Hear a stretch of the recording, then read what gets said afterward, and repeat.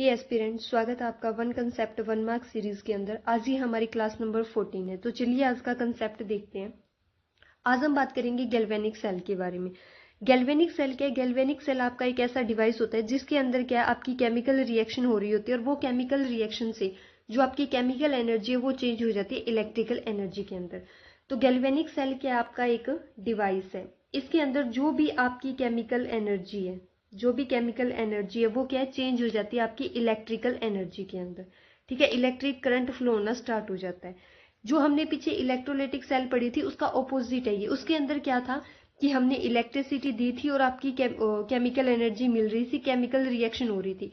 इसके अंदर उल्टा होता है कि केमिकल रिएक्शन हो रही होती है और उससे हमें क्या इलेक्ट्रिकल एनर्जी मिलती है। तो चलिए आगे देखते हैं। ये पूरा आपका गैल्वेनिक सेल का सेटअप है। पूरा सेटअप दे रखा है कि कैसे कैसे गैल्वेनिक सेल काम करती है और क्या इसके अंदर यूज होता है। तो चलिए देखते हैं।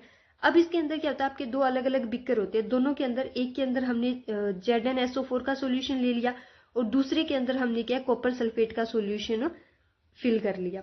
अब इसमें क्या होता है, जो जिंक सल्फेट का सोल्यूशन था उसके अंदर हमने जिंक मेटल का इलेक्ट्रोड लगा दिया और दूसरे के अंदर कॉपर मेटल का हमने इलेक्ट्रोड लगा दिया और इलेक्ट्रोड को बाहर हमने वोल्टमीटर से कनेक्ट कर दिया। अंदर क्या होता है, ये जो पाइप टाइप लगा है, ये यू टाइप जो स्ट्रक्चर लगी हुई है, इसको हम क्या बोलते हैं, सोल्ट ब्रिज बोलते हैं। जो सोल्ट ब्रिज है ना, इसके दो काम होते हैं। एक तो ये क्या करता है, अंदर इनर सर्किट जो उसको कंप्लीट करता है। दूसरा इसका क्या काम होता है कि ये दोनों बीकर के अंदर जो आपके आयंस है उनको बैलेंस करके रखता है। ठीक है, और जो सोल्ट ब्रिज है ये सोल्ट ब्रिज है, इसके अंदर क्या होते हैं, आपके इनर्ट इलेक्ट्रोलाइट भरे होते हैं। इसके अंदर इनर्ट इलेक्ट्रोलाइट जो क्या सोल्यूशन के साथ रिएक्ट नहीं करते और इन जो आयंस की फ्लो को इजी बना देते हैं। ठीक है, अब होता क्या है, ये वर्क कैसे करती है पूरी आपकी गैल्वेनिक सेल, एक बार वो देखते हैं। इसमें क्या होता है कि जो आपके पास ये जिंक वाला इलेक्ट्रोड दे रखा है, इस पे हो रही होती है ऑक्सीडेशन।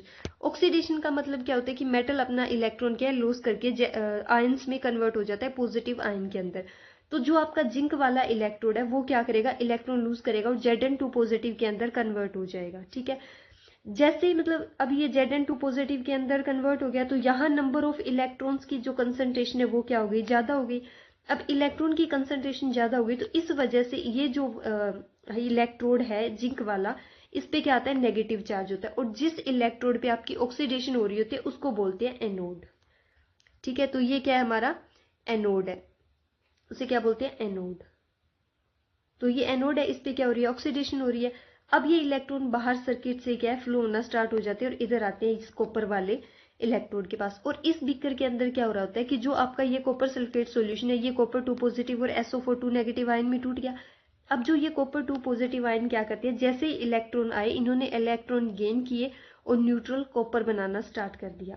और वो जो न्यूट्रल कॉपर बना है वो आपका क्या है, यहाँ डिपोजिट होना स्टार्ट हो जाता है इस इलेक्ट्रोड के ऊपर। अब यहाँ क्या कर रहा है, आयन इलेक्ट्रॉन गेन कर रहा है। तो जब आयंस इलेक्ट्रॉन गेन करके न्यूट्रल स्पीसीज बनाते हैं तो उसे बोलते हैं, क्या हो रहा है वहां, उस प्रोसेस को बोलते हैं रिडक्शन।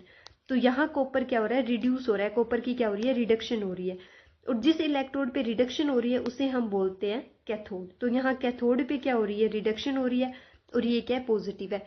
अब एक चीज क्लियर रखना कि जो हमने इलेक्ट्रोलाइटिक सेल पढ़ी थी उसके अंदर आपका कैथोड नेगेटिव था और एनोड क्या था, पॉजिटिव था। लेकिन ये जो गैल्वेनिक सेल है इसके अंदर आपका कैथोड पॉजिटिव होता है और एनोड क्या होता है, नेगेटिव होता है। छोटी बात है लेकिन मोटे काम की है, क्योंकि ये कई बार क्वेश्चन पूछ लेते हैं कि उसमें एनोड पे क्या चार्ज होता है या कैथोड पे क्या चार्ज होता है, दोनों सेल में से किसी भी एक का। ठीक है, अब ये जो बाहर का सर्किट है वो ऐसे काम कर रहा है। अब अगर इलेक्ट्रॉन आपके इस डायरेक्शन में जा रहे हैं तो करंट कौन सी डायरेक्शन में फ्लो होगा, इस डायरेक्शन में। एनोड टू कैथोड आपके इलेक्ट्रॉन जा रहे हैं और कैथोड टू एनोड आपका क्या जा रहा है, करंट फ्लो हो रहा है। ठीक है, अब क्या होता है कि ये, अब यहाँ देखो, यहाँ Zn2 पॉजिटिव ज्यादा हो गई क्योंकि ये पूरा जो जिंक है वो क्या है, Zn2 पॉजिटिव क्रिएट कर रहा है। तो यहाँ पॉजिटिव आयन ज्यादा हो गए और यहाँ जो कॉपर 2 पॉजिटिव था वो क्या है, इलेक्ट्रॉन गेन करके न्यूट्रल बनता जा रहा है। तो यहाँ क्या है, SO4 2 नेगेटिव आयन ज्यादा हो गए। अब इन आयन को बैलेंस करने के लिए जो सोल्ट ब्रिज है ये काम आता है। इसमें से क्या होता है, आपका SO4 2 नेगेटिव इसमें से फ्लो होकर यहाँ आ जाता है और कॉपर 2 पॉजिटिव इधर चला, ये सॉरी Zn जो पॉजिटिव आयन है वो दूसरी साइड चला जाता है कि आपके आयंस की न्यूट्रलिटी क्या रहे, बैलेंस रहे। ठीक है, तो ऐसे ये आपकी जो गैल्वेनिक सेल है वो पूरी काम करती है। अब इसमें क्या होता है कि देखो, जैसे ये जो पूरा आपका जिंक वाला इलेक्ट्रोड है ये क्या है, टाइम के साथ यहाँ से पूरा क्या है, खत्म हो रहा है, पूरा पतला सा हो रहा है। क्यों? क्योंकि ये तो टू टूट के Zn2 पॉजिटिव बना रहा है। और जैसे जैसे रिएक्शन प्रोसीड करेगी आपकी, ये जो कैथोड वाला इलेक्ट्रोड है ये क्या है, थोड़ा मोटा हो जाएगा, क्योंकि जो कॉपर 2 पॉजिटिव कॉपर बना रहा है वो कॉपर यहाँ क्या है, डिपोजिट हो जाएगा। तो ऐसे आपकी ये पूरी प्रोसेस जो है वो काम करती है। ठीक है, क्योंकि देखो ये क्या हो रही थी, रिएक्शन ही हो रही थी यहाँ आपकी, और इस रिएक्शन से जो इलेक्ट्रॉन बन रहे थे उसकी वजह से करंट आ रहा था, इलेक्ट्रिक करंट आ रहा था। ठीक है, तो मतलब कहने का मतलब क्या है कि जो आपकी केमिकल एनर्जी है वो इलेक्ट्रिकल एनर्जी के अंदर कन्वर्ट हो रही थी। तो ये पूरी इसकी प्रोसेस है, ऐसे ये वर्क करता है। अब क्या होता है कि ये एक टाइम पे आगे ये रिएक्शन क्या हो जाएगी आपकी, स्टॉप हो जाएगी, क्योंकि एक पॉइंट ऐसा आएगा जहां पर ये पूरा खत्म हो जाएगा और यहाँ से ये कॉपर 2 पॉजिटिव भी पूरे खत्म हो जाएंगे। तो उस केस के अंदर जो आपका करंट है वो स्टॉप हो जाता है। अब अगर बाहर से आपने कोई भी यहाँ करंट अप्लाई कर दिया, बाहर से कोई भी वोल्टेज अगर आपने इस सेल को दे दी, तो ये फिर से रिएक्शन क्या आपकी शुरू हो जाती है, जब तक कि आपकी जो ये एक्सटर्नल जो आपने दिया है, ई एक्सटर्नल लिखूंगी मैं इसको, जो एक्सटर्नल करंट दिया है वो आपका ई सेल के इक्वल ना हो जाए। ई सेल मतलब जो करंट इस सेल का करंट था, रिएक्शन की वजह से करंट था, जब तक ये दोनों इक्वल ना हो जाएंगे आपकी रिएक्शन फिर फर्दर चलती रहेगी। ठीक है, तो ये पूरी प्रोसेस होती है इसकी, ऐसे ये पूरा क्या है आपका गैल्वेनिक सेल वर्क करता है। अब इस गैल्वेनिक सेल की रिप्रेजेंटेशन कैसे करते हैं, कैसे बताते हैं। अब देखो ये जो एनोड था इस पे क्या हो रही है, ऑक्सीडेशन हो रही है। तो ऑक्सीडेशन को कैसे लिखेंगे कि पहले हमारे पास जिंक था, इसने इलेक्ट्रॉन लूज करके क्या बना दिया, पॉजिटिव आयन बना दिया, Zn2 पॉजिटिव। ठीक है, पहले क्या था, जिंक था, और इसने क्या बना दिया हमारे पास, Zn2 पॉजिटिव। सॉरी ये थोड़ा लिखा नहीं जा रहा, Zn2 पॉजिटिव। ठीक है, इसकी कंसंट्रेशन आपको कुछ भी गिवन होगी C1। ये बीच में ऐसे दो, ये सॉल्ट ब्रिज को दिखाएगा कि बीच में सॉल्ट ब्रिज लगा हुआ है। इधर क्या था आपके पास, कॉपर था, सॉरी कॉपर 2 पॉजिटिव था, और इस कॉपर 2 पॉजिटिव ने क्या है, इलेक्ट्रॉन गेन करके क्या बना दिया, कॉपर बना दिया। तो ये जो पहले पॉजिटिव दे रखा है और बाद में कॉपर दे रखा है, ये तो आपका रिडक्शन को रिप्रेजेंट कर रहा है। पहले जिंक और बाद में इसका आयन दे रखा है, ये आपका ऑक्सीडेशन को रिप्रेजेंट कर रहा है। या हम यूं कह सकते हैं कि ये एनोड बता रहा है और ये क्या बता रहा है, कैथोड बता रहा है। ठीक है, तो ऐसे हम इसको रिप्रेजेंट करते हैं पूरी रिएक्शन को। समझ आ गया, गैल्वेनिक सेल की रिप्रेजेंटेशन ऐसे गिवन होगी आपको। ठीक है, क्लियर है अभी। अब आगे देखते हैं, इतना समझ आ गया। अब आगे क्या होता है कि हमारे पास एक टर्म आती है electrode potential. Electrode potential, electrode potential क्या होता है, इलेक्ट्रोड पोटेंशियल का क्या मतलब है कि हमने जैसे एक हाफ सेल ले ली, हाफ सेल का मतलब हमने ये एनोड वाला ले लिया और इसके अंदर ये इलेक्ट्रोड लगा हुआ है। ठीक है, और इसके अंदर ये सॉल्यूशन भरा हुआ है। अब हो क्या रहा था कि जो आपका जिंक था वो Zn2 पॉजिटिव के अंदर कन्वर्ट हो रहा था। ठीक है, और यहाँ इलेक्ट्रॉन्स की कंसंट्रेशन इंक्रीज हो रही थी। तो टाइम के साथ जैसे जैसे रिएक्शन प्रोसीड करेगी तो आपका जो ये सॉल्यूशन है और आपका जो ये मेटल है, इनकी जो भी कंसंट्रेशन या जो भी पोटेंशियल है ना, उनमें क्या है, थोड़ा डिफरेंस आ जाएगा, पोटेंशियल में डिफरेंस आ जाएगा। तो इसी पोटेंशियल को बोलते हैं हम इलेक्ट्रोड पोटेंशियल, जिसे हम ई से लिखते हैं। ठीक है, समझ आ गया इलेक्ट्रोड पोटेंशियल की। हाफ जो आपकी हाफ सेल थी, अब हमने ऐसे दो बीकर ले रखे थे, तो अकेला एनोड वाला ले तो उसको हाफ सेल बोल देते हैं और अकेला कैथोड उसको भी हाफ सेल बोल देते हैं। दोनों को कनेक्ट करेंगे तो आपकी पूरी सेल बनेगी। तो ये था आपका इलेक्ट्रोड पोटेंशियल की जो सॉल्यूशन और जो मेटल है उनकी पोटेंशियल में थोड़ा डिफरेंस आ जाता है, उसको बोलते हैं इलेक्ट्रोड पोटेंशियल। ठीक है, अब देखो क्या होता है, ये इलेक्ट्रोड पोटेंशियल समझ आ गया।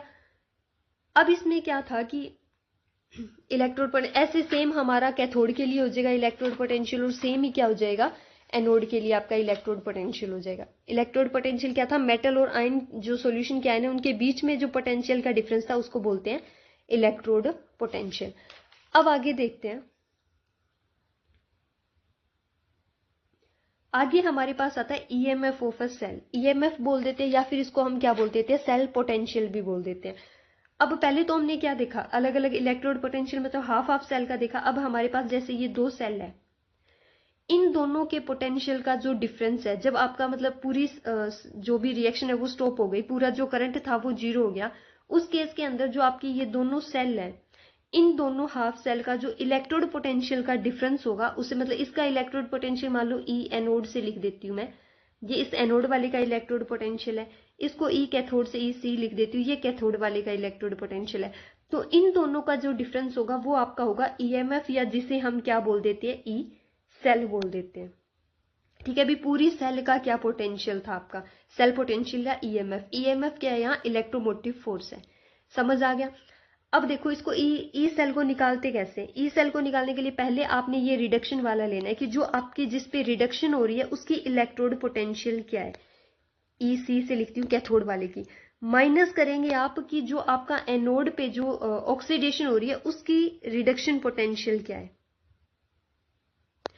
अब देखो इसको दो निकालने के और भी तरीके हैं, जैसे आप ये भी कर सकते हो कि ई सेल निकालने के लिए क्या है, जो आपका ये जिस पे आपकी रिडक्शन हो रही है उसकी आपने क्या है रिडक्शन पोटेंशियल प्लस कर सकते हो आप इसकी ऑक्सीडेशन पोटेंशियल, ऐसे भी निकाल सकते हो। लेकिन जो सही तरीका रहता है, जो इजी रहता है, जिससे आंसर भी आपका सही निकल जाता है, और मैंने भी ऐसे ही किया है, ऐसे ही लर्न कर रखा है इसको, कि जो आपका रिडक्शन वाला है उसकी रिडक्शन पोटेंशियल माइनस जिस पे आपकी ऑक्सीडेशन हो रही है उसकी रिडक्शन पोटेंशियल। अब क्या होता है कि कई बार आपको इसकी क्या है ऑक्सीडेशन पोटेंशियल दे देंगे वो, तो उसको आप जब रिडक्शन पोटेंशियल में कन्वर्ट करोगे तो उसके आगे आप माइनस का निशान लगा देना, वो आपकी रिडक्शन पोटेंशियल हो जाएगी। ये आगे हम न्यूमेरिकल से ज्यादा समझ जाएगा। अब क्या होता है, ये ऐसे ई सेल होता है, लेकिन हम क्या निकालते हैं, स्टैंडर्ड ईएमएफ निकालते हैं, स्टैंडर्ड सेल पोटेंशियल या स्टैंडर्ड ईएमएफ निकालते हैं। स्टैंडर्ड का मतलब क्या होता है कि जब आपकी जो कंसंट्रेशन है, जो भी आपने सॉल्यूशन लिया है उसकी जो कंसंट्रेशन है वो क्या हो 1 मोल। जब आपकी कंसंट्रेशन 1 मोल हो जाए और जो आपने टेम्परेचर लिया है वो 298 केल्विन टेम्परेचर लिया है, तो इस कंडीशन पे जब आप ई सेल निकालोगे तो उसको बोलते हैं स्टैंडर्ड ईएमएफ। इसको हम ई नोट लगा देते हैं, ई नोट से लिखते हैं, ठीक है, ई नोट। समझ आ गया। तो ये तरीका है निकालने का। ई नोट सेल क्या होती है आपकी, ई नोट सेल क्या होती है कि कैथोड की रिडक्शन पोटेंशियल माइनस एनोड की रिडक्शन पोटेंशियल। अब आगे न्यूमेरिकल से देखते हैं, इसको ज्यादा क्लियर होगा। ये देखो ये आपको न्यूमेरिकल गिवन है, ठीक है। अब देखो इसमें क्या है, ये आपको पूरा दे रखा है कि आपको स्टैंडर्ड ईएमएफ निकालनी है, ये पूरी रिएक्शन दे रखी है। अब देखो इसमें क्या हो रहा है, पहले जिंक था, Zn2 पॉजिटिव बना रहा है, कि यानी कि ये इलेक्ट्रॉन लूज कर रहा है। इलेक्ट्रॉन लूज कर रहा है तो यहाँ क्या हो रही है, जिंक पे आपकी क्या हो रही है ऑक्सीडेशन, जिंक ऑक्सीडाइज्ड हो रहा है, ठीक है। ये देखो सिल्वर क्या था, पॉजिटिव था, इसने इलेक्ट्रॉन गेन करके क्या है न्यूट्रल सिल्वर बना दिया Ag, तो यहाँ सिल्वर पे आपकी क्या हो रही है रिडक्शन हो रही है। क्लियर है।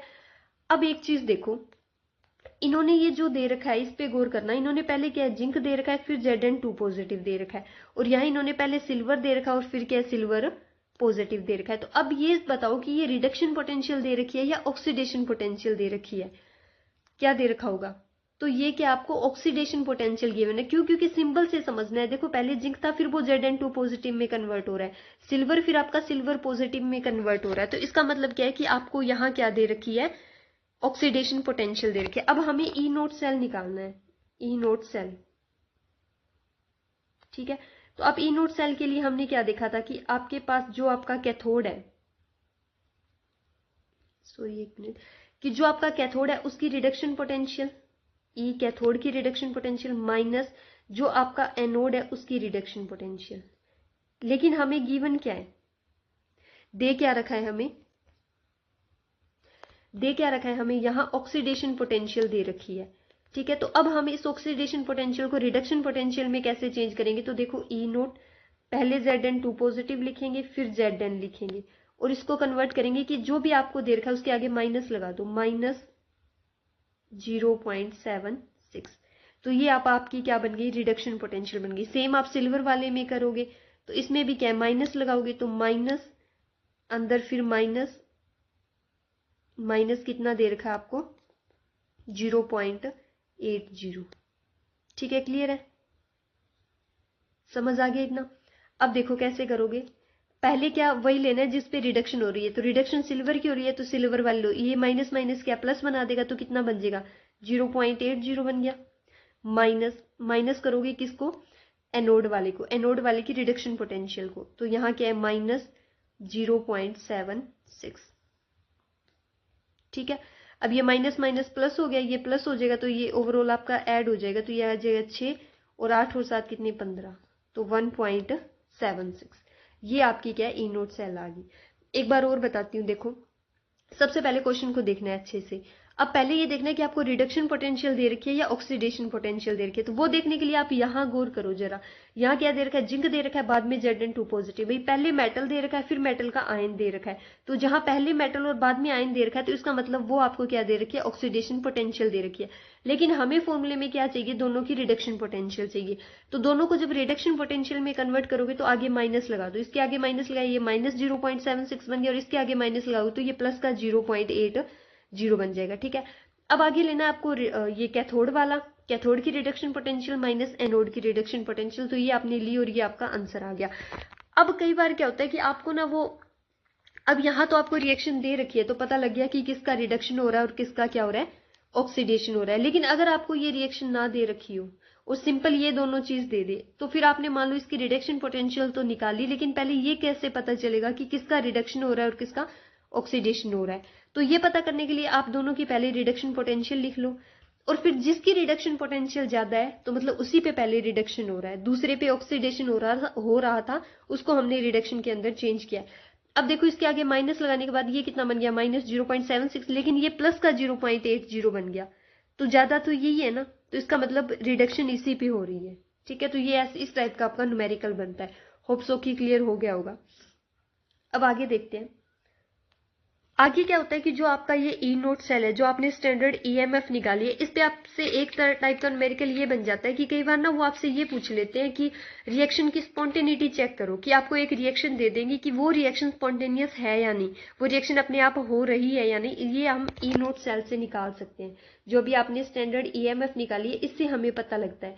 कैसे पता लगेगा कि आप ईएमएफ की वैल्यू निकालोगे। अगर आपकी ईएमएफ जो है, ई नोट सेल है, अगर वो पॉजिटिव आई तो मतलब रिएक्शन आपकी स्पॉन्टेनियस है। अगर आपकी ई नोट सेल की वैल्यू क्या आई, नेगेटिव आई, तो रिएक्शन स्पॉन्टेनियस नहीं है, मतलब वो रिएक्शन नहीं हो रही है। तो इस पे बहुत अच्छा न्यूमेरिकल बनता है। न्यूमेरिकल कैसे बनते हैं, ये आपको ऐसे पूछ लेंगे कि मानो आपको एक सोल्यूशन दे रखा है। ठीक है, जैसे बताती हूं मैं भी आपको, ये ऐसे पूछेंगे कि आपको ना एक सॉल्यूशन दे रखा है, किस चीज का सॉल्यूशन दे रखा है, एक मिनट रुको। आपको ना एक सॉल्यूशन दे रखा है सिल्वर नाइट्रेट का। सिल्वर नाइट्रेट का इन्होंने सॉल्यूशन दे दिया, मान लो ये सॉल्यूशन आपके पास सिल्वर नाइट्रेट का, और ये बोलेंगे कि आपको ना एक चम्मच, एक स्पून दे दी, किसकी, निकल की स्पून दे दी। आपको ना इस स्पून से क्या करना है, सिल्वर को स्टीर करना है, मतलब जो ये सॉल्यूशन दे रखा है आपको सिल्वर नाइट्रेट का, इसको मिक्स करना है। तो ये पूछेंगे कि क्या आप निकल की स्पून से इस सॉल्यूशन को स्टीर कर सकते हैं, जो भी सॉल्यूशन दे रखा है इसको मिक्स कर सकते हैं या नहीं। इतना पूछ के नीचे आपको ये डेटा देंगे। अब इन्होंने जैसे क्या दे रखा है, जो न्यूमेरिकल मैं आपको करवा रही हूँ, इसमें इन्होंने ई नोट दिया, किसका, यहाँ है निकल 2 पॉजिटिव, फिर निकल मेटल का सिंबल देके इन्होंने इसकी वैल्यू दे दी आपको -0.25 वोल्ट। ठीक है, दूसरा इन्होंने सिल्वर की भी आपको इलेक्ट्रोड पोटेंशियल दे रखी है, Ag पॉजिटिव और यहाँ Ag सिल्वर। ठीक है, इसका वैल्यू दे दिया आपको +0.80 वोल्ट। इनकी इलेक्ट्रोड पोटेंशियल दे दी, सॉल्यूशन दे दिया, और ये निकल की स्पून दे दी, और पूछा कि ये इसको मिक्स कर सकेगा या नहीं, इनकी वैल्यू दे दी। तो अब हम क्या करेंगे, हमें निकालना है ई नोट सेल। ठीक है, ईएमएफ निकालना है। ईएमएफ के लिए हम क्या करेंगे, कैथोड का इलेक्ट्रोड पोटेंशियल माइनस एनोड का इलेक्ट्रोड पोटेंशियल। तो अब पहले तो ये देखेंगे कि ये जो आपको वैल्यू दे रखी है, ये ऑक्सीडेशन पोटेंशियल दे रखी है या रिडक्शन पोटेंशियल। तो पहले आयन का सिंबल है, आयंस के सिंबल पहले दे रखे हैं, फिर मेटल है, तो मतलब आपको रिडक्शन पोटेंशियल दे रखी है। ठीक है, अब क्या करेंगे कि इनमें से कैथोड कौन सा है, कि कौन सा कैथोड है, पहले कैथोड की लिखनी है। तो मैंने क्या बोला था कि जिसकी भी रिडक्शन पोटेंशियल ज्यादा है वो एज अ कैथोड काम कर रहा है। तो यहाँ इसकी रिडक्शन पोटेंशियल ज्यादा है सिल्वर की, तो मतलब जो सिल्वर है वो एज अ कैथोड काम कर रहा है। तो पहले सिल्वर की रखो 0.80। ठीक है, माइनस, अब हमें क्या लिखनी है, एनोड की रिडक्शन पोटेंशियल कितनी दे रखी है, -0.25। ठीक है, तो ये माइनस माइनस प्लस होके जो आपका आंसर आएगा फाइनल, वो क्या आएगा, 1.05। ठीक है, तो अब आपकी ई नोट सेल की वैल्यू क्या आई है, पॉजिटिव आई है। जब आपकी ई नोट सेल की वैल्यू पॉजिटिव आई है तो इसका मतलब जो आपकी रिएक्शन है वो स्पॉन्टेनियस है, आपकी रिएक्शन हो रही है। तो जब आपकी रिएक्शन हो रही है तो क्या आप निकल की स्पून से इस सॉल्यूशन को मिक्स कर सकते हैं, तो आंसर क्या होगा, नो, नहीं कर सकते, क्योंकि जैसे ही आप निकल की स्पून इसके अंदर डालोगे, जो आपका सिल्वर नाइट्रेट का सॉल्यूशन है वो इसके साथ क्या कर देगा, रिएक्शन कर देगा, और रिएक्ट करके कोई थर्ड सब्सटेंस बना देगा। तो इसलिए इससे हम मिक्स नहीं कर सकते। इस टाइप का ये न्यूमेरिकल है, बहुत ज़्यादा इंपॉर्टेंट है, ये पूछा जाता है, इंपॉर्टेंट न्यूमेरिकल है। तो होप सो कि अब आपको ये पूरा कंसेप्ट ईएमएफ का क्लियर हो गया होगा। अगर कोई डाउट है तो आप कमेंट करके पूछ सकते हैं, अगर क्लियर हो गया तो भी कमेंट करके बता देना, अगर क्लियर ना हुआ है तो भी बता देना कमेंट करके। कोई चीज़ ना समझ आई हो भी, ये पॉइंट हमें नहीं समझ आया, तो कोशिश करूंगी कि वो मैं दोबारा से आपको समझा दूं। और वीडियो को थोड़ा लाइक शेयर वगैरह भी कर दिया करो, चैनल को नए हो तो सब्सक्राइब करो, ठीक है। क्योंकि आपको ये जो वन कंसेप्ट 1 मार्क सीरीज है ना, सच में बोल रही हूँ, ये आपके एग्जाम के अंदर बहुत ज्यादा हेल्प करेगी आपकी। Thank you.